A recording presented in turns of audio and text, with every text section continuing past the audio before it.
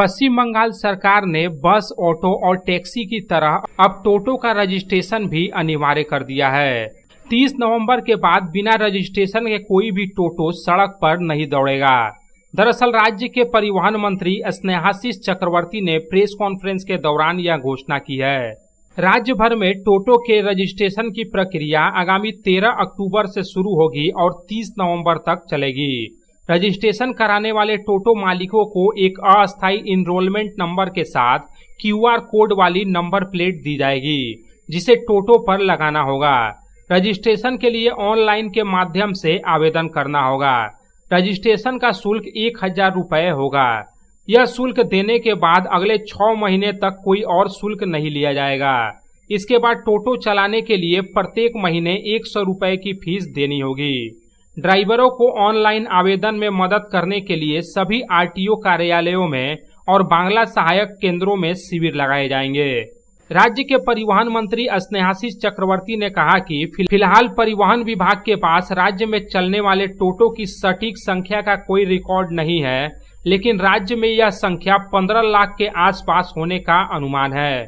अनियंत्रित रूप से बढ़ती टोटो की संख्या के कारण सड़कों पर जाम की स्थिति पैदा हो रही है। इसी को नियंत्रित करने के लिए राज्य सरकार ने टोटो के लिए नए दिशा निर्देश जारी किए हैं। इसके साथ ही सभी नेशनल और स्टेट हाईवे पर टोटो चलाना पूरी तरह से प्रतिबंधित रहेगा।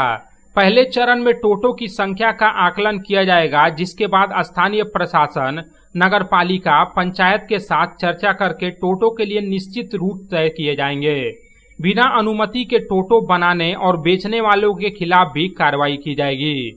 टोटो बनाने के लिए राज्य सरकार द्वारा मान्यता प्राप्त गाइडलाइन का पालन करते हुए लाइसेंस लेना होगा। फिलहाल केंद्र सरकार द्वारा स्वीकृत 9 कंपनियों के टोटो को ही खरीदना होगा। मौजूदा टोटो चालकों को भविष्य में नए अनुमोदित ई-रिक्शा खरीद कर रजिस्ट्रेशन कराना होगा या उन्हें वर्तमान टोटो संरचना को मान्यता प्राप्त मॉडल में परिवर्तित कराना होगा। भविष्य में टोटो चलाने के लिए ड्राइवरों को निर्धारित परीक्षा के माध्यम से ड्राइविंग लाइसेंस प्राप्त करना भी अनिवार्य होगा। राज्य सरकार का कहना है कि उनका लक्ष्य टोटो को व्यवस्थित करना है, लेकिन साथ ही यह भी सुनिश्चित किया जाएगा कि किसी की भी आजीविका प्रभावित न हो। 30 नवंबर तक मिले आवेदनों को राज्य में कुल टोटो की संख्या का अंदाजा मिल जाएगा। Bureau report, public times. কিছু পরম্পরা আর শেখা মায়ের থেকে চলে আসে মেয়ের কাছে, ঠিক যেরকম হনুমান্তা চাক্কি ফ্রেশ আটা, ঠিক যেন মায়ের ভালোবাসা, যেমন শুদ্ধতা তেমন স্বাদ।